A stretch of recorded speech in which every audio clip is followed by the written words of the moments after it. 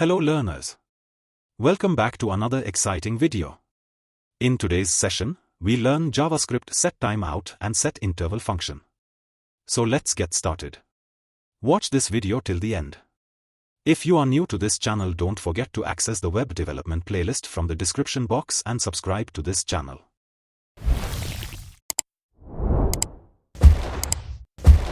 Before we move ahead, let's first understand the definition of the JavaScript setTimeout method.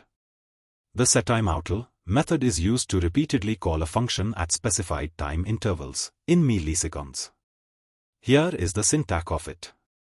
To stop the setTimeout from running, we use the clearTimeout method and pass the interval ID to it. Now, let's see a quick demonstration of how this works.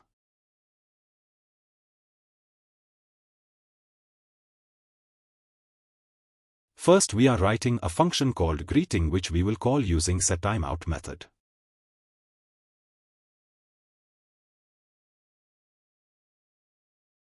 You can clearly see that as we load the browser page. The greeting message is printed after 2000 milliseconds or 2 seconds. We can change the time as per our wish. Like, we can set the time to 7000 milliseconds, because of which the greeting message will get printed after 7 seconds.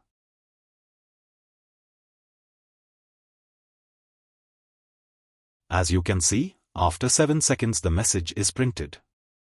Now let's see the use of clearTimeout.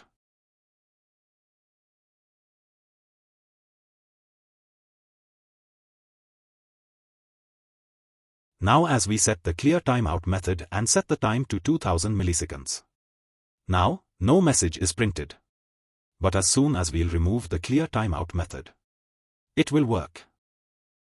Let's understand setInterval method. The setInterval method is used to repeatedly call a function at specified time intervals, in milliseconds. Syntax is shown below. To stop the setInterval from running, we use the clearInterval method and pass the interval ID to it. Let's see a quick demonstration of how this works.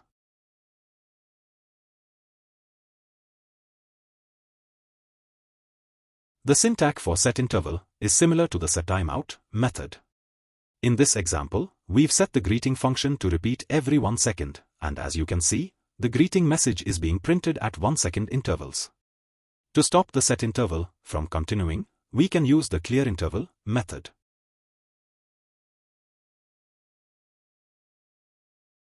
And thus, the setInterval method has stopped.